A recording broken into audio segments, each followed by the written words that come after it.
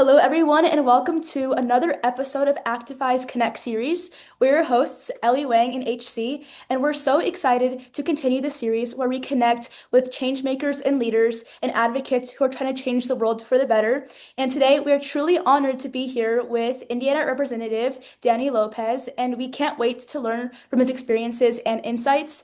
Thank you so much for joining us today. Would you like to introduce yourself to our viewers? Sure. My name is Danny Lopez. As you mentioned, I'm the state representative for House District 39, which covers most of Carmel and then a little bit of Westfield in Indiana. I'm serving in my first term, but I've been around the state house for a long time. I served for the last three governors, or under the last three governors, and our senior senator in Indiana. And I've got a background in Spanish language media, political fundraising, lobbying, and government affairs, and obviously public service. And for the last 5 years, I've been with Pacer Sports and Entertainment. So I've been in the sports field. I actually have a master's in sports administration and marketing, so it suited me well.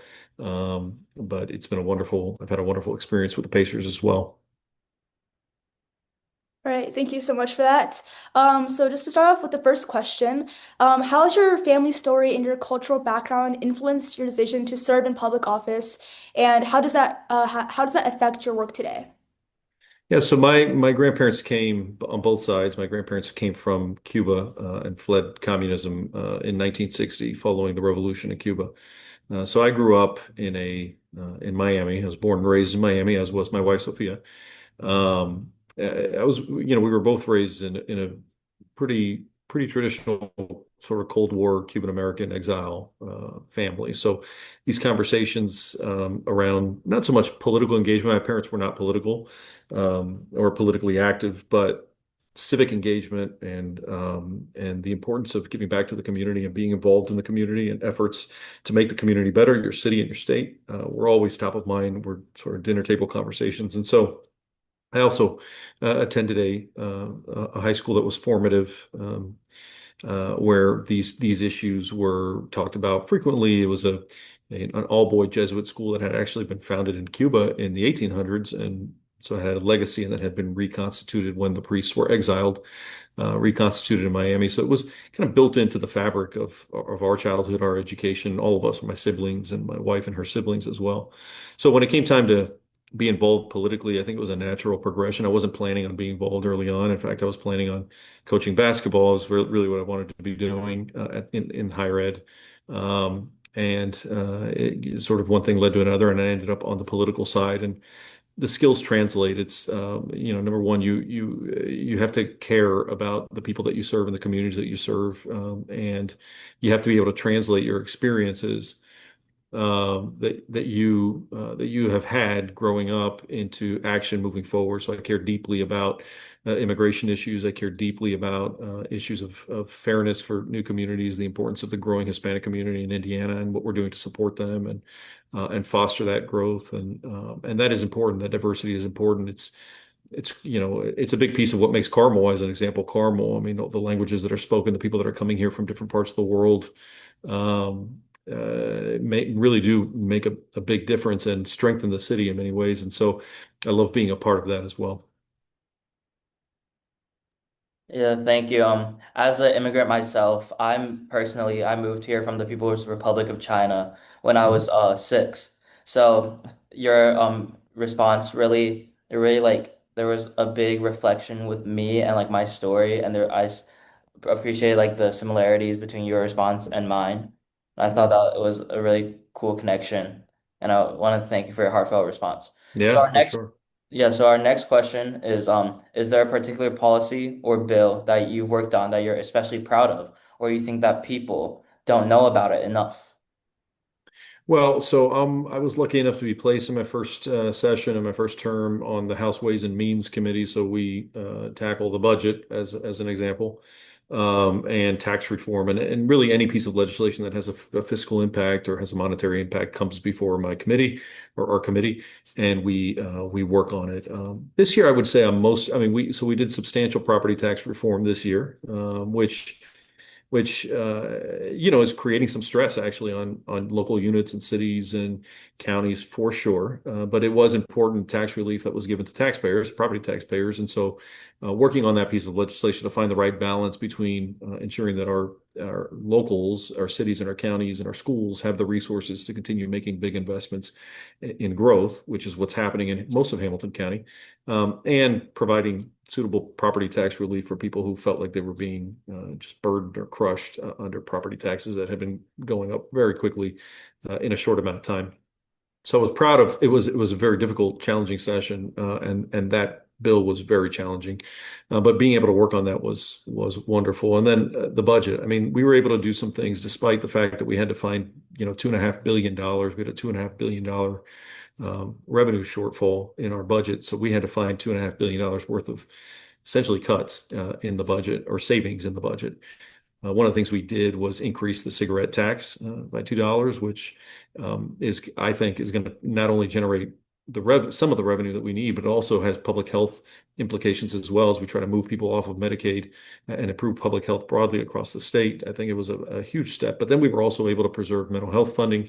We were able to preserve funding for Department of Child Services and for community corrections and corrections broadly across the state. So I think we were able to preserve some places that really fully fund Medicaid. So I think we were able to preserve and fund some priorities while having to make some difficult decisions on the other end. And it wasn't easy work, but it certainly work that I was proud of this session. That's great to hear. Our next question is, we know that you've worked in government for a while. We know you worked for Eric Holcomb, Mhm. Mike Pence, and Mitch Daniels, and you now serve as the representative. So what motivated you to run for legislature in the first place? So my district, we had a wonderful state representative for more than 20 years. He had been around a long time, a very good man that had been at the forefront, really the tip of the spear on a lot of really significant pieces of legislation in Indiana that had been transformative. Um, when he was going to retire, I had some conversations with the speaker, and I had some conversations with some leaders around the community, and I certainly had some conversations with my wife and said, "Is this something that we should be thinking about and doing?"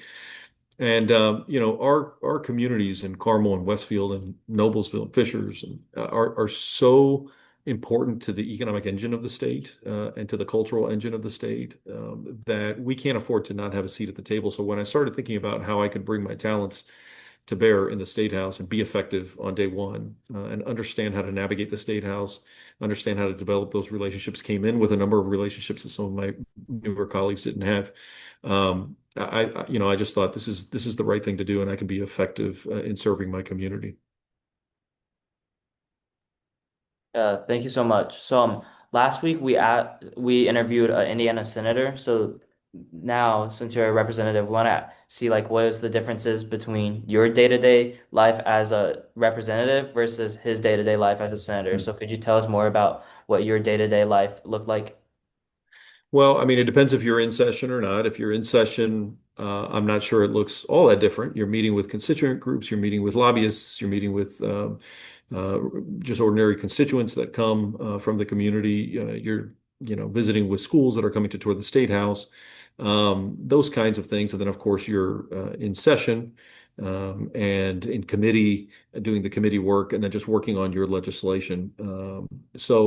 I don't think, during session, I'm not sure there's a huge difference between the work that goes on in the House and the work that goes on in the Senate with some, kind of nuanced differences, but generally it's the same work.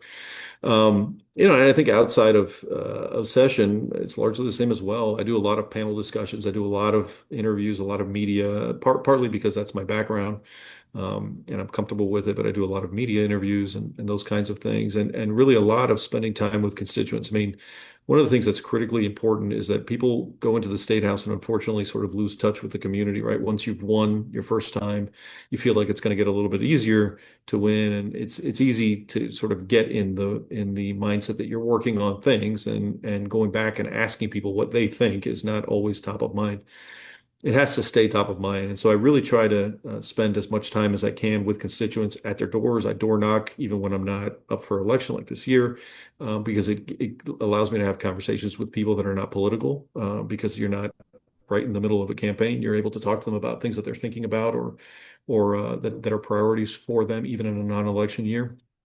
So it's really important to do those kinds of things. And then it's trying to find the balance for people like me. It depends on what stage of life you're in, but for people like me that are also working because we have a citizen legislature, we have a part-time legislature. It's trying to find that balance between ensuring that you're spending time with your family that you need to. I've got young kids, so I want to be at things and make sure I'm spending time with my kids and my family. And then time at work, and finding time to do the things that I need to do to feed my family. It's really a tough thing. So you spend a lot of time trying to find that balance. And I suspect that, it's case by case. You have some members that are retired, you have some members that are self-employed that work for themselves and have a little more flexibility. But for many of us, it's really trying to find that balance between legislating and working and family. All right, so we know that you advocate for a lot of different things. We also want to get your opinion as to what you think or how you think youth can get involved within, policy or advocacy or anything that they can do to get involved in general with their community. I mean, I think the most important thing is to not be discouraged. I mean, these are really difficult times from the standpoint that I think a lot of people don't see themselves reflected in either one of the political parties, because to some degree, and on some issues, the political parties have sort of become pushed further to the right or to the left, and there's not a ton of, or it feels like there's not a ton of room in the middle. And what I always encourage younger people to do is stay engaged, and that doesn't mean having to be engaged with a political party, but stay engaged in efforts that give you exposure to some of the critical issues in your community, because that's really all that policymaking is. It's just identifying what those challenges are at the community level or at the state level or at the federal level, and then trying to work together to craft solutions to address them. So understanding what those challenges are is a great way to stay involved and doesn't have to be political at all. And of course, for people who are more politically inclined, being involved in your local party or your school parties or those kinds of things are great because typically they're not hyper partisan. They're groups that, every place that I've been, and this includes on college campuses actually that I've visited, typically the Republican Party and the Democratic Party work together well or like socialize and do things together. So that's a nice thing. And so if you're more politically inclined, you can stay engaged with the parties, but there's no real way. The other thing is to volunteer in campaigns. I had a lot of younger people that really helped out in the 2024 campaign, that knocked on doors, answered phones, did mail stuff. I mean, just volunteered hours that was incredibly helpful. And, there again, you have to buy into the candidate, but finding a candidate that you really like, that you believe that wants to do the right thing and whose values align with your values, and then just getting involved is a great way to stay engaged in the process. All right, thank you so much. So, looking ahead, we want to build a global youth mentorship network in Actify, something that's cross-country and connects chapters from one side of the country to the other side of the country. We also want to create a civil toolkit where where youth like us can use this to maybe email their local legislator or maybe start change in their own community. So if you were advising one of our youth chapter leaders right now, what one project or initiative would you suggest that they launch this year to make a real tangible impact? In terms of something to work on, like an issue to work on, or what? Tell me more. I mean, Like just like maybe like I guess kind of like an issue, maybe like creating like kind of a volunteer where you're like helping out maybe a group that is like under a group for underserved. change or like yeah, just kind of like an issue overall. Yeah, I mean, I would love to see more young people activated and engaged in the issue of public health. I think this is the one big piece that we don't focus enough on. We focus a lot on cost of care, and I understand why. We have a cost of care challenge, but I mean, people that are in your age range are going to have to deal with in Indiana, are going to have to deal with the ramifications of lagging public health. We are not healthy. We don't have great access to care in every part of the state, the quality care at least. And so I would want to see young people be involved in that. And that could be thinking about that could be thinking about policy. That could be thinking about what policy looks like as older generations age out and younger generations become the majority of our population, and so the needs in healthcare change. So thinking about those, and what would your generation want to see come out of healthcare? Same thing with workforce and talent. I mean, your generation has a different perspective on work, the nature of work, and those things, and offering those perspectives to employers and to policymakers in an organized way is really important because every employer is trying to figure out how to attract people like you to come and work for them, and that's why you see some of the shifts that we've seen in the in workforce and in companies because they're wanting to attract younger workers. Well, I don't think we always understand the needs and desires of younger people, and so if there's an organized way to gather that up and communicate it to policymakers and to companies themselves, it would be, I would think, important, really important. Yeah, that's great, and we totally agree with that. And then just to end off with the final question, if you could deliver one message to someone who may be watching this video, who may be thinking, I'm too young, I mean, I can't really do anything as of right now, my voice doesn't matter, what would that be?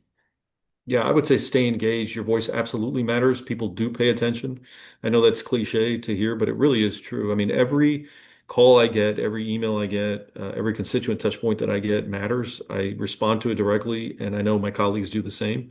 And it really does help shape your opinion on issues. And I'm able to go back to my caucus and say, I've heard from just in the last week, I've heard from 30 people, and this is what they're telling me. And so that matters in those debates more than you think. And I know it's easy to kind of feel like your voice is getting lost. I also would say, our environment has become such that everything is nationalized. It's all looking at the federal level, the news cycles, and everything looks at the federal level. If you really want to make an impact, be involved in your local government because largely it's nonpartisan. You don't have to get caught up too much in the political party stuff. But the impacts are immediate. You really feel the impact of the work that happens at the local level and the engagement that happens at the local level, and you can really make a difference. So if you really are somebody that's driven by making a difference, but you're fed up with whatever's going on in Washington or whatever might be going on in the State House in Indianapolis, look at your city, look at your community, because they need help. They need young people who are willing to get engaged, and you really can make a difference there. Yeah, for sure. They say take a small one step at a time, right? Yeah, that's absolutely right. Exactly. I know she said it was a final question, but I got one more question. Sure. Feel like everyone our age wants to know this. Are you an IU or Purdue fan? Both. Listen, I want to see in-state universities do well and thrive. I think when they do well, it's good for our economy. My wife went to I has 2 degrees from IU. She did a master's at IU and she did a doctorate at IU, but then she did a postdoctorate at Purdue, a fellowship at Purdue. So we've got affiliations with both. When I worked in the administration, I saw directly the significance of not just those universities, but Ball State and Rose-Hulman and Butler and others, that how they shape our economic landscape, and they are a draw for people. They're a draw for investment. They're a draw for R&D. I want our universities to thrive, and so I want them to both do well. I know that sounds like a kind of a wishy-washy answer, but it's true. I really do want our universities to thrive. Okay, we just want to thank you so much for joining us today and contributing your time to our nonprofit and our initiative. We're also going to thank whoever's viewing this in the future that we posted on social media for just coming out and just listening to this interview and getting engaged within the local government. Yeah, so thank you so much for joining us today. We're so honored Thank to you. have you. Yeah, and we hope everyone here has a great rest of their day.